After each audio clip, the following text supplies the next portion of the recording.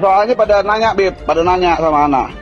Iya, Bib. Gini gimana gitu, gimana bilang alhamdulillah udah jadi Habib di Indonesia, bersyukur kepada Allah Subhanahu wa taala sudah jadi Habib. Coba kalau jadi Habib di Afrika, auzubillah, panas.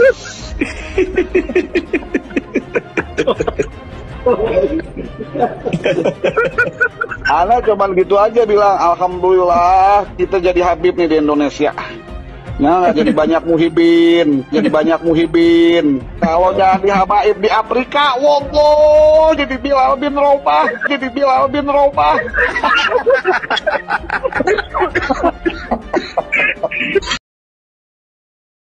Assalamualaikum warahmatullahi wabarakatuh.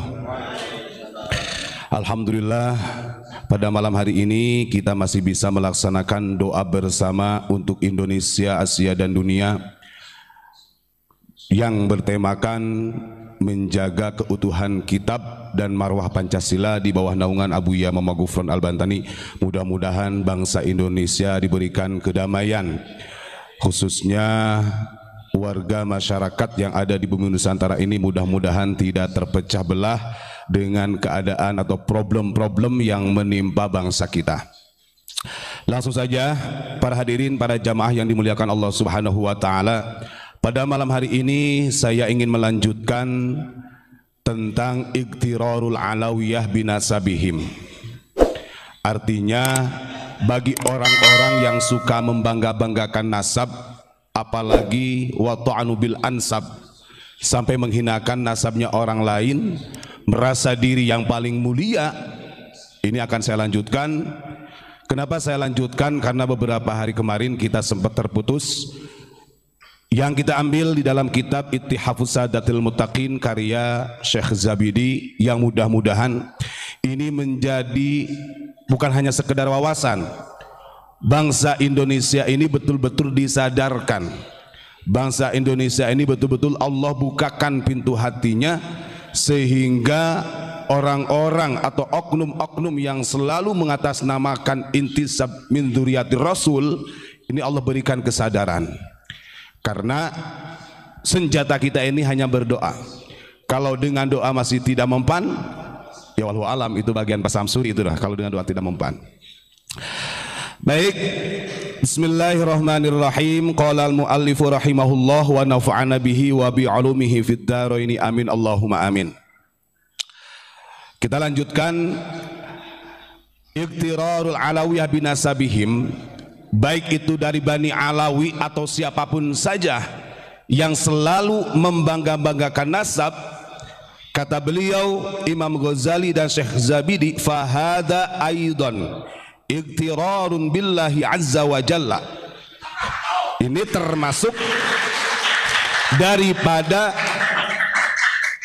tipu daya, bahkan seakan-akan dia menipu Allah Subhanahu wa ta'ala, yang berkesingan solih bagus, padahal sebenarnya di hadapan Allah tidak bagus.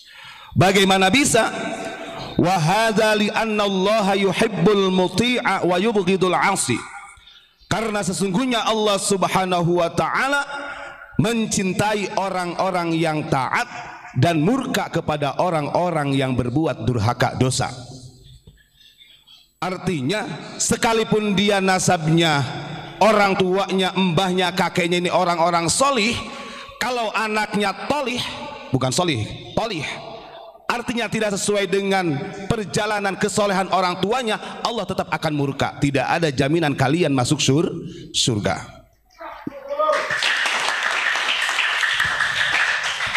Fakama annahu la yubghidul abu al-muti.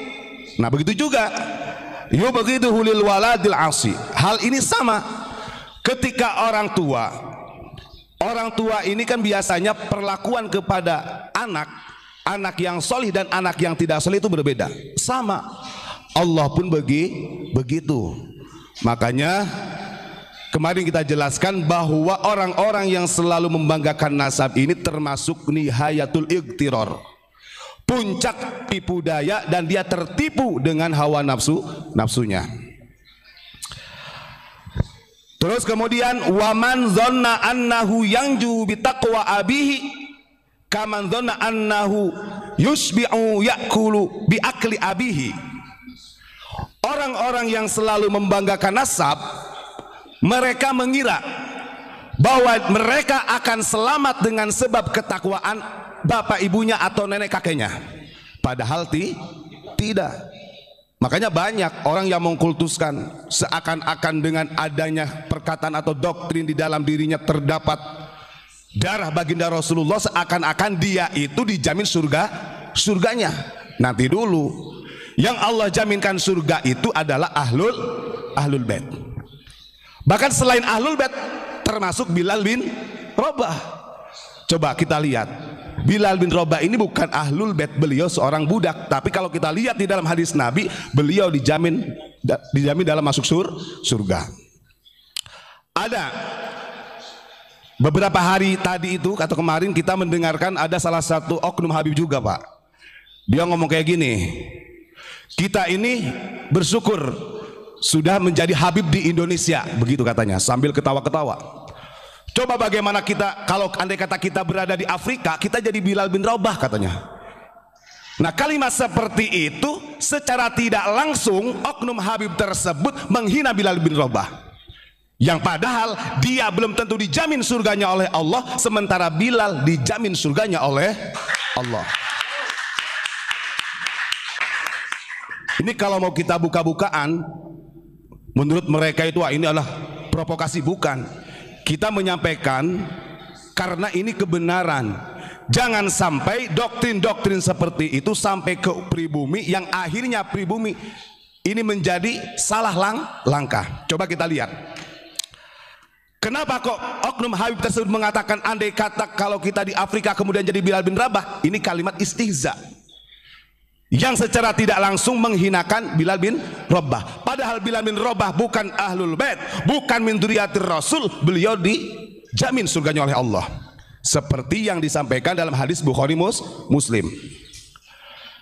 Rasulullah pernah berkata begini, ya Bilal, bima sabaqatani ilal jannah ma dakhaltul jannata qad illa sami'tu khosyataka amami, kata Rasul.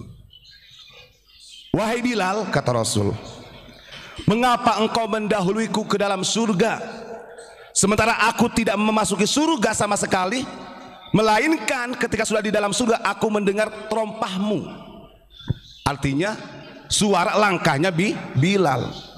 Ulama-ulama tafsir menjelaskan hadis ini disampaikan oleh baginda Rasulullah, walaupun Bilal bin Rabah ini bukan ahlul bait dan beliau bukan orang yang mempunyai nasab yang bagus min dzurriyyatir Rasul, tapi Bilal bin Rabah dijamin masuk surga oleh Allah. Sementara orang yang menghinakan Bilal bin Rabah belum tentu masuk surga.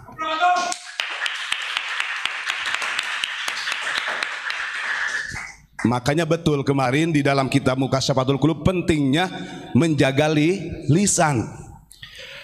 Karena mereka mengira, kata Syekh Zabidi, dzanna annahu yanju bi taqwa abihi. Orang-orang yang selalu membanggakan nasab itu mengira dia akan selamat dengan sebab ketakwaan orang tuanya, jid-jidnya sampai kepada Rasulullah.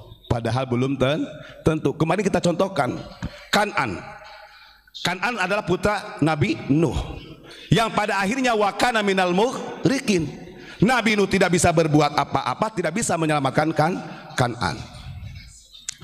Terus kemudian kaman dzanna annahu yusbi'u bi akli abihi. Nah, orang-orang yang selalu membanggakan nasab itu diibaratkan seperti orang dia mengira bahwa dia ini akan kenyang perutnya ketika bapaknya makan. Logikakan, saya punya bapak Pak Mujib makan, kira-kira saya anaknya kenyang apa tidak? Kalau gak makan, gak badok sendiri mah ya gak kenyang. Ini ditamsilkan. Kalau dalam ilmu balaghah, tasbih tamsilnya seperti itu. Orang yang selalu bersandar mustanadu rojaihim bi solahil aba, seperti itu. Bahkan wayarwi bi syarabi abihi, seakan-akan orang yang selalu membanggakan nenek moyangnya dengan nasab-nasabnya seperti orang yang merasa segar ketika orang tuanya itu minum. Pak Mujib minum. Contohkan lagi nih, saya contohkan biar lebih paham. Pak Mujib orang tua saya ini kehausan, kemudian Pak Mujib yang minum, kira-kira saya masih kehausan apa tidak? Masih kehausan. Sampai sedetil itu Syekh Zabidi membuat tamthil. Intinya biar kita ini tidak membangga-banggakan